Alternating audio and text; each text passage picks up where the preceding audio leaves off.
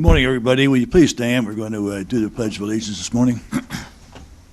I pledge allegiance to the flag of the United States of America and to the republic for which it stands, one nation, under God, indivisible, with liberty and justice for all. Quick word that please remember that our men and women are serving in the armed forces are out there today defending our country and putting their in harm's way, so please remember them in your thoughts and prayers. Thank you. The next item on the agenda would be to consider the approval of the minutes of the February 4th, 2016 meeting. I have reviewed the minutes and moved for approval. I'll second. We have a first and a second. All in favor? Aye. Aye, thank you. Next item on the agenda would be the register of claims, and that'd be totaled this time at $1,011,799.13. I reviewed the claims. I'd move approval of that amount. We have a first. Do I hear a second? Second. All in favor? Aye. Aye. Thank you, gentlemen. Next on the agenda is under old business, and we have a statement from our Nikki Grisby, our district administrator. Good morning, Nikki. Good morning, gentlemen. I'd like to take this opportunity to inform the public on the process that the Muncie Sanitary District utilizes to acquire real estate. First, we adhere to the state statutes that apply to the Muncie Sanitary District. Secondly, there's a team of engineers and design staff that work to determine the best route for the work. That may be federally mandated sewer separation work or levee work. At that point, either myself or the realtor comes before the board to ask permission to speak to the property owner. This happens at a televised board meeting that is open to the public, and the board does pass a resolution that has happened to that effect. The Muncie Sanitary District's need for property and locations have been reported on several times. In the case of the East Main Street properties, we approached the board in June. After that, we approached who we thought was the owner, but he shared that he had sold the property, but gave us the contact information for the new owner. Our realtor had 3 conversations with that individual, and they had 0 interest in selling the property. The final conversation, the owner stated that they would be hiring an attorney. From that point forward, we dealt strictly with their attorney, Mr. Steve Murphy. 3 months' time passed from the time we approached the board for permission to engage to the closing of the property. On another matter, it has been brought to my attention that government official James King has publicly posted that this board recently raised sewer rates, and that information is incorrect. Rates were raised by resolution in early 2012 under another board. At the same time, stormwater rates were adjusted. I'll let Mike explain the history. Oh, yeah, sure. Thanks, Nikki. This is Mike Klein. Yeah. I joined the board in 2012, and you are correct. Both the sanitary sewer rates were raised and the stormwater rates were raised in March of 2012 by the previous board. I was not on the board at the time. I came on in August. And I want to explain, since we're going to be talking a lot about levies pretty soon with Phil Tevis, and I'm kind of the one that tries to find the money to pay for these things that the district has to do. I'm going to give you a little history of what happened with FEMA and the boards, that board and this board, and why we've adjusted the rates down and then back up again to be at the same level we were in 2012. So in 2009, FEMA approached, they had a study done by a national engineering company on the Muncie levee, created a list of deficiencies, had some discussion with the board based on the documents we have in 2011, saying you're going to have to do some corrections to your 2 miles of levee system.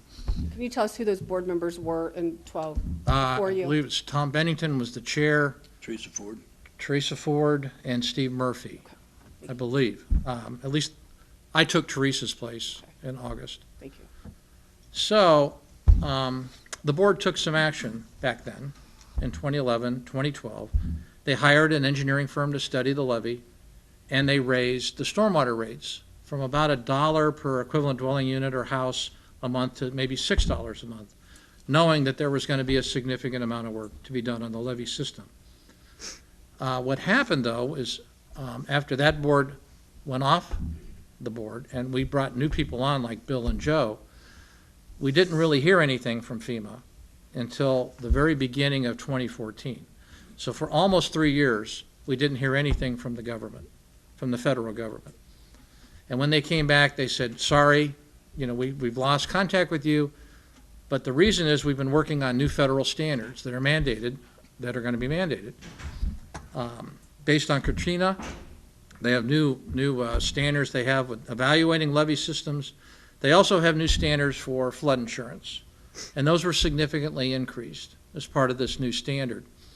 The typical a modest home of 2 bedrooms on a slab, their flood insurance rates, if they now were put into the floodplain, would go from something like $100 a year to $100 a month.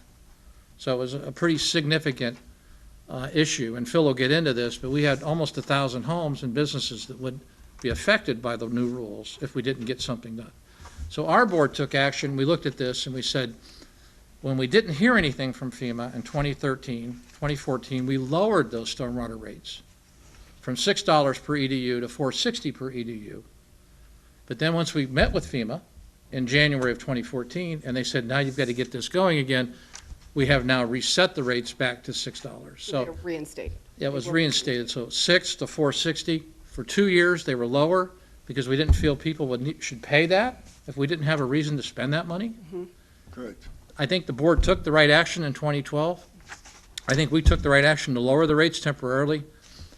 And then I think we took the right action this past fall to raise the rates back up again, because now we're into our engineering and construction planning for the levee system improvements. So simplifying, they were here, we dropped them to here, now they're back up here.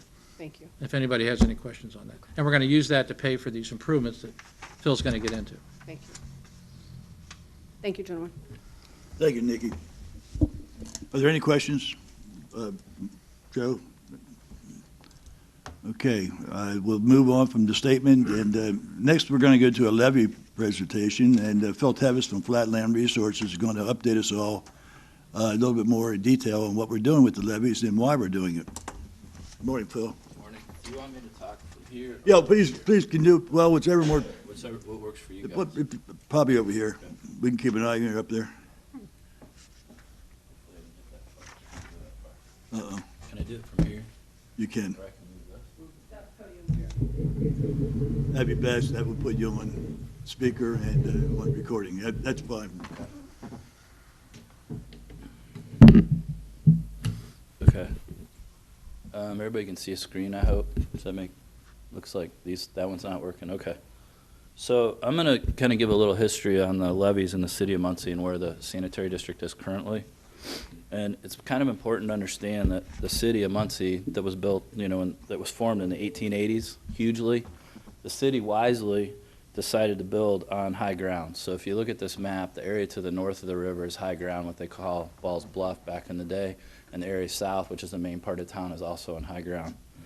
Between 1888 and about, let's say 1900, the city grew. In fact, it grew at a rate so quick that it was the fastest growing city east of St. Louis for 4 years. We grew 8-fold in 10 years. And that was because of the free gas and the industrial boom. And when that growth occurred, if you look at this map, you can see the area that's in brown. That's predominantly where everybody decided to expand. So they expanded near the industrial areas to the south and in the floodplain areas in the heart of the city. Jump forward to 1913, there's a horrendous flood. It's called the Great Flood of 1913, and I don't think the state still to this day understands the impact of this, but there were 250,000 people left homeless, or 7% of the state's population. It caused $25 million worth of damage, which it translates today to about $600 million. It's still the greatest natural disaster in the Ohio Valley and the state of Indiana. What occurred, most of it happened around Easter weekend. There was extreme rains, tornadoes, winds, high temperatures. And this little quote I think kind of matters. Wilbur Wright's father said it was a flood second only to Noah's. It caused, for most of the state of Indiana, there was no communication between towns for 24 to 48 hours. And the reason is the only form of communication then was either by mail or telegraph. Radios hadn't been invented, radar doesn't exist. It destroyed approximately 180 bridges in the state of Indiana, and we are no exception to that. Now, I think this is important to understand as to why so much rain came down and what happened. It's a very unusual situation where there was a high-pressure system that came off from Canada, from Alaska, and another high-pressure system formed over the Atlantic. There's a low-pressure system that actually formed over the top of Texas and Mexico, and it had the ability to suck water out of the Sea of Cortez in the Atlantic, and the Caribbean, the Gulf of Mexico, and the Pacific Ocean, and it drew all the water up, basically like a giant balloon, and it squirted it across the Midwest. And what it did is, as the water squirted and dropped out, a lot of it landed in Indiana, and I'll explain that in a second. It left high winds in the state of Indiana, predominantly 50 miles an hour, but what's really unusual is that Detroit and Toledo had winds of upwards of 80 miles an hour as a result of this event. Now, the rainfall, which is pretty significant, if you look at this map here, the area that is, and I wish I could point at this, but the area that is in purple is where Delaware County is. We received between 6 to 10 inches of rain in a 2-day period, more or less. It's beyond a 500-year event. What resulted, and I'm just going to show pictures, is this is Wheeling Avenue, looking south towards the courthouse. This is the Washington Street Bridge. And you have to understand, there's no way of communication. You know, they're kind of cut off. Food is a big problem. A lot of people think that this is the end of the world flood, and it creates a great deal of fear. The picture on the top here is on White River Boulevard looking towards the Ontario. The one on the lower is looking from Gilbert or the New Canal area across over to Toohey. This is the McKinley neighborhood on Mulberry looking north. This is standing at the pump 4, or the High Street pump, looking across to University. One of the things that happened locally is a lot of railroads were disrupted. There was actually a story I was told once that in the stress of the moment, it was decided to take every single coal car that was loaded with coal and load them on top of the bridges locally, thinking that the high water would keep the bridges intact. Well, that didn't exactly happen. It destroyed many railroad bridges. Here's some pictures as it recedes. This is the McKinley neighborhood again. And what happened in Muncie is all those little blue dots are railroad bridges that were removed as a result of this flood. It impacted the Ontario systems, or what we call Ontario Silver plant was flooded, and also the Kitzelman wire mill, or Indiana Steel and Wire, went underwater. So as a result of that, the city kind of rallied its own internal forces and started to dredge the river. It started with the first area by where Ontario is today, Ontario Corporation, or what used to be called the Meadows. That bend in the river you can see in the lower left of the picture was dredged and straightened. There was a concentrated effort because of the flooding in Riverside and McKinley to say, let's build a levee here to prevent the water from crossing here.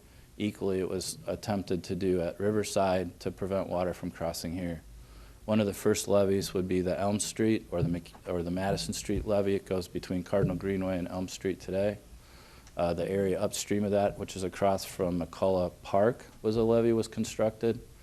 And a few years later, and this was all done about 1910 or so, and then fast forward to the WPA, and the WPA did a lot of work in the Muncie area, including Toohey, the wastewater plant, High Street Bridge, Elm Street Bridge, but one of the big significant things is it built a levee along Wheeling Avenue, and you can see it in this picture.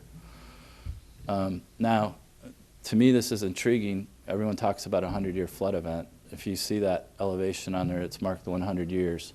From 1904 until 1937, when the WPA finished their work, there were 15 events in 30 years that exceeded the 100-year flood elevation in Muncie.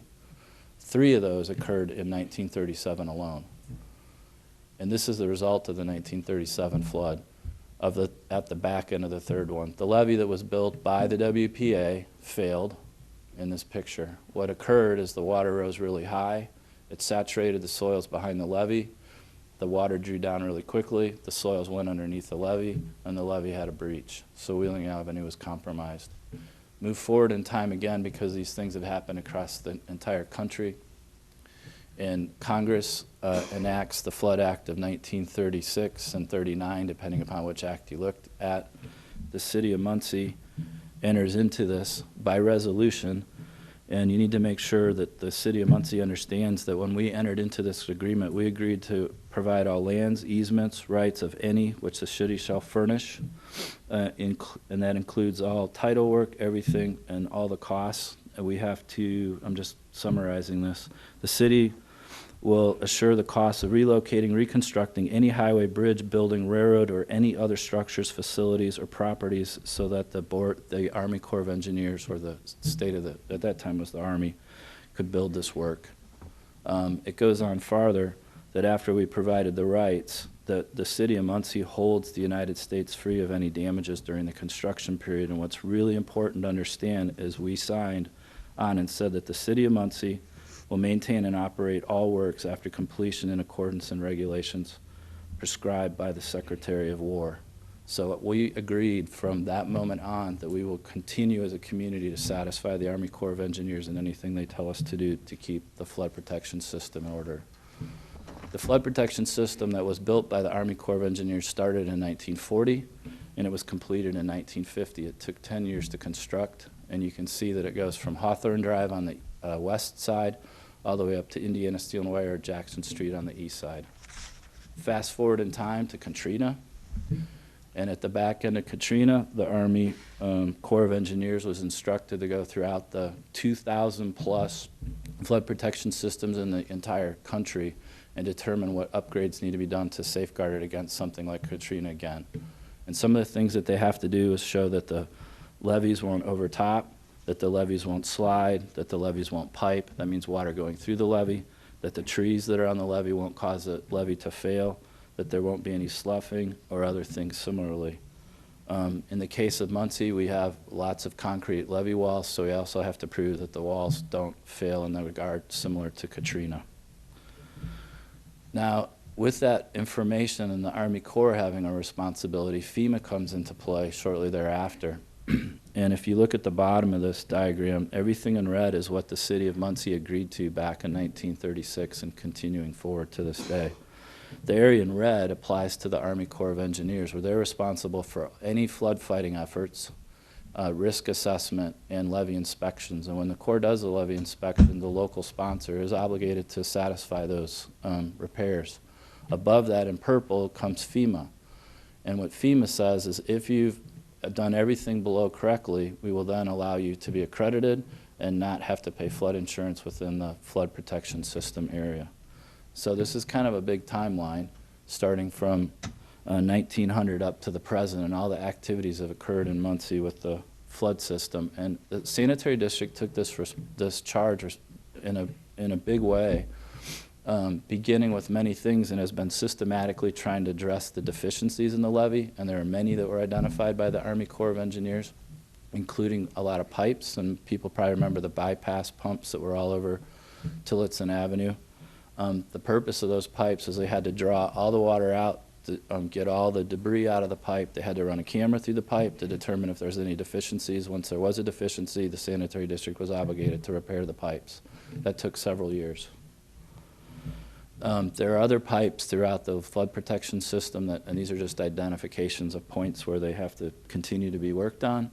And you guys may remember that on Wheeling Avenue with all the rerouting of traffic and the pipes and the bypass there, that was a part of this work. Some of the other recent work that the district has done to satisfy this obligation with the Corps and FEMA is tree removal. Here's a before and after. And another component that's essential is in the analysis is we have to prove that the elevations of the levees are correct. This is done by a consultant, Christopher Burke. They're here if anybody has any questions. And what this represents is the lower blue line is the 100-year flood elevation, and the red line represents the top of the levees as they are today. The lower elevation had to be checked against new hydraulic modeling methods, and the elevation actually increased. So our 100-year elevation in the city limits actually has risen inside the levee area. That is compared against the crest of the levee. And then what happens is they adjust the upper levee because there has to be freeboard from the top of the levee to prevent overtopping, in which you end up with our areas of great concern. In the city of Muncie, most of these areas are upstream or on the eastern side of the city, upstream of Walnut Street. And what's a particular concern in this blue box is if you see there's a gap in the lines, that's a gap meaning there's no line of protection. And I'll try to explain that the best I can, other than that you have to show to the Army Corps of Engineers and FEMA that there is a continuous line that is to all the standards they have, and you have control of that property in order to safeguard the properties that are in the floodway. This area, that gap occurred, has occurred over near East Jackson Street on the east side of the community.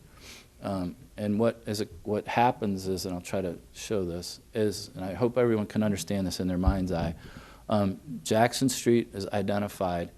Everything in yellow is a part of the flood protection system. Everything in red are the gaps that we cannot protect, and it's because the railroad was incorporated as a part of the flood protection system with the Army Corps of Engineers. Today, that is not an acceptable practice. We have to prove that there's a continuous line of protection. Now, one question on this side of the town is, what were the levees actually constructed for in the 1940s? In this area, the levees were actually constructed to protect the railroad, which is now Cardinal Greenway. It was there to protect the Gill Clay pot factory, which is now gone. It was there to protect a petroleum distribution facility, which is gone, a coal distribution facility that was gone, and a lumber yard. So the levees in this part of the town today essentially do not protect what they were intended to protect when they were installed. So in the analysis of how to correct all these problems, and by the way, this is the same location, these are the buildings that are there today, and what's in blue is generally what goes underwater if it were to flood. A great deal of analysis was done to try to figure out how to create a continuous line of protection to the standards between these two red dots. And after a great deal of analysis, it was determined that if we could correct between these two red dots, it would cost an estimated $3.2 million. Now, the challenge in this is right here, there is a railroad track. It's called the CSX Railroad, and that bridge is too low to satisfy the Army Corps of Engineer requirements in FEMA. That is that little red blue dot to the left in the screen. And if you take a look at it in the real world, that blue line is approximately the elevation that we have to raise the levees to satisfy both FEMA and the Army Corps of Engineers. On the timeline that FEMA has given the city of Muncie, the sanitary district does not feel it's possible or even practical to get this bridge raised to satisfy these requirements. So the sanitary district then, with the consulting firms, looked at alternative options in order to do this. And one option was to create a tieback levee to disconnect the area that is to the east or to the west, those commercial properties, from the area to the east in the blue area. The cost to construct that tieback was estimated at $624,000. So if you take a look at this in careful detail, the estimated cost to repair that levee for the total length was $3.2 million without understanding if we could ever negotiate with CSX to raise the bridge. The tieback levee is estimated, when you put engineering costs and other things in it, around $812. The land purchases that the sanitary district used to acquire the lands in the area in blue was $540,000, or a total of an estimated cost of $1.45 million. If you take the 1.54 and subtract that from the 3.2 that was the original estimate, the sanitary district and its decisions have saved about $1.7 million to its ratepayers by taking these options. There's a very systematic approach as to why the lands were purchased in this area of the community. This also applies to another part of the community, the Elm Street levee, which is generally between Cardinal Greenway and Elm Street. The Army Corps of Engineers, in their accepting of the levee, accepted several levee sections that the city of Muncie had built prior to the Army Corps being present. It could have been WPA work or it could have been local work. That levee is between Elm Street and the Cardinal Greenway. It's in blue. It's been identified as an area that has to be upgraded to satisfy the Corps, and the engineers involved could not prove that the levee is built to the current standards. Here's a picture of the levee when it was first built around 1910 or so. A plan here in this location is to rebuild the levee essentially inside the existing levee. It'll be an earthen levee. And the reason there's a curvature in this levee is because the waters are hitting the bridges at Cardinal Greenway and the abandoned railroad bridge and turning the water and turning it into the levee, which is causing a huge problem. The cost of this project is estimated currently at $736,000. The land purchases associated with it are $214,300, or an estimated cost of about $1 million. I kind of think about all these and think, okay, back to the 1913 flood, and this picture is taken from the pump station at High Street, and they're looking across.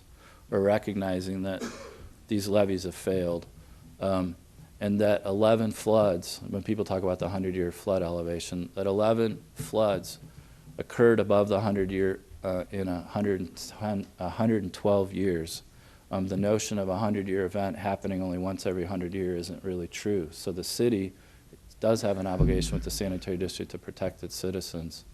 And I want to explain that this isn't without exception. This is analysis that was done by NOAA, and they actually went back to the 1913 flood and tried to determine if that we could ever exceed that amount of rain ever again. And it says there's a less than a 1% chance of it ever happening.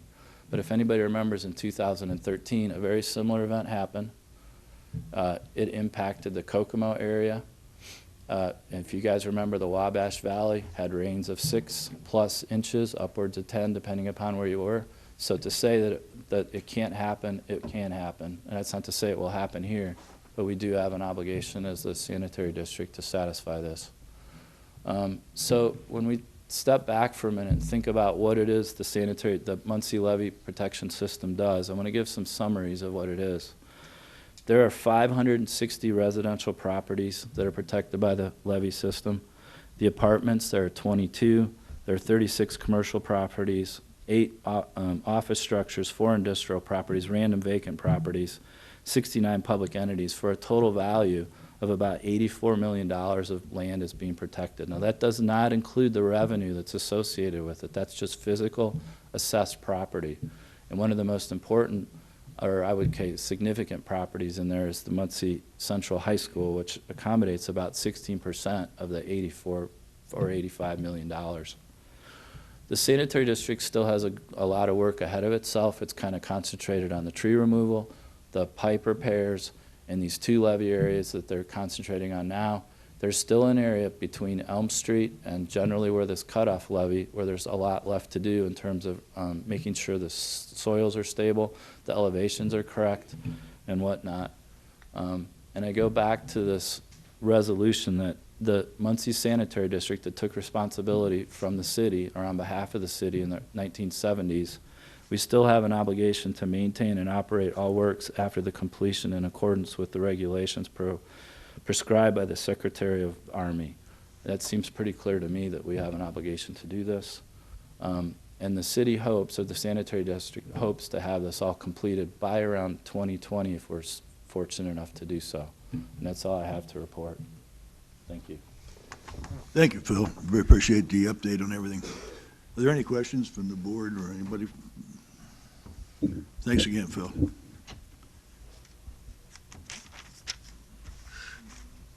Okay, the next item on the will be under new business, and this will be John Barlow, our plant supervisor, will be opening bids for our CL2 and the SO2, and that's basically the chemicals we use at the plant. Is that correct, John? That is correct.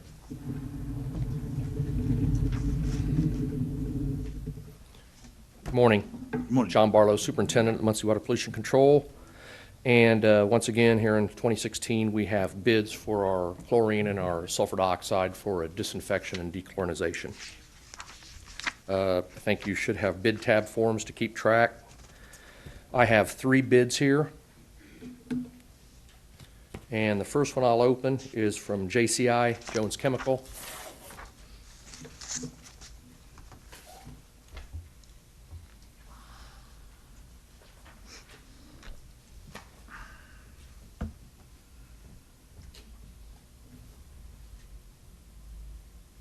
And their bid price for chlorine, and these companies do always bid each chemical separately.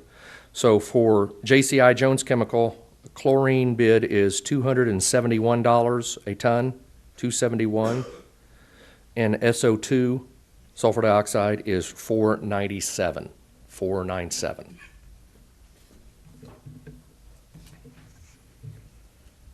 The next bid is from Brentag, Mid-South.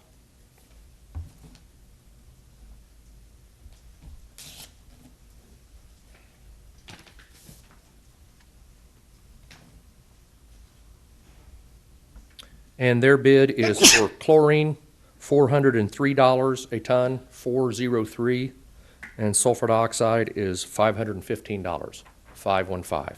That's Brentag. And the last bid is Karis Alexander. Karis Corporation is the parent company. Alexander is who our supplier is.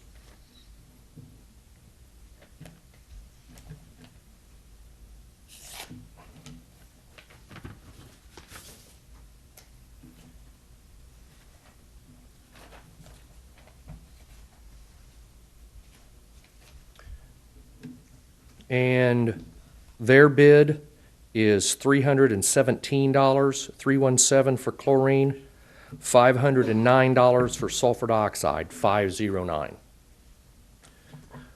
I would request that the board allow us to review these bids, and if everything seems to be in order regarding this, we would accept the lowest of these bids. John, traditionally in the past, you would want to deal with one company. That's correct. So you would- We always have in the past. We would just take whatever the combination of the low bid for the chemicals, and then we would have that one supplier for the year. Okay, I just want to get that on record. That's correct. Okay, so we would like to have a motion to take these bids under advisement, and we'll approve them at the next meeting after being advised by our Do attorneys. have to see- a question, John. Sorry, Joe. Who was the supplier last year, John? Alexander Karis. Okay. They have been for the last several years. Usually it's between them. Brentag Beds, Jones, and Alexander are the main three competitors. That we've dealt with. And Alexander has in the past. We've dealt with Jones in the past also. Okay, thank you. I'll make the motion, we take this under advisement as recommended. Second. All in favor? Aye. All right. Aye. Thank you, John. Thank you. Okay, the next item on the agenda is the Resolution 2016-03, and this is a resolution pertaining to the approval, conveyance of property, and Miss Nikki Grisby will present this. Nice to see you again, Nick. Hasn't been too long, has it? We've learned over the course of our work in the last few months that we have 3 properties, 2 of which were deeded to the city of Muncie prior to the establishment of the Muncie Sanitary District. That's still in the city of Muncie's name. And then another one, I don't know exactly what happened, but sewer maintenance is also deeded to the city of Muncie. And the city has agreed to deed these 3 properties that house our buildings and locations to the Muncie Sanitary District. So I'm asking that you accept this property from the city of Muncie. It says here in the resolution, 5150 West Kilgore and 811 East Centennial. That would be the 2 properties. It's the water pollution control facility and sewer maintenance. Both are the 5150 Kilgore, Right. and then sanitation is 811 East Centennial. Very good. Are there any questions to the board? Do I hear a motion to approve Resolution 2016-03? So moved. Do I hear a second? I'll second. All in favor? Aye. Aye. Thank you. Nick, before you go, I just want to tell you that you followed the board's directions to the letter of the law in all cases, and I just want to compliment you on the fine job you've done in doing so. Thank So thank you very much. Thank you. We have good attorneys. Well, I can't tell you which one then, right? You didn't say attorneys, you said attorney. Pick one. At this point in time, we allow anybody to come forward from the public and make any kind of statements or have any questions of the board. And is there anybody in the audience who would like to come forward at this time? I see no response, so we will go ahead and adjourn the meeting at this point in time. And the next scheduled meeting will be Thursday, March 17th, same time, same place. So there will be no meeting in 2 weeks. The next meeting will be on March 17th, same place, same time. Thank you, everybody.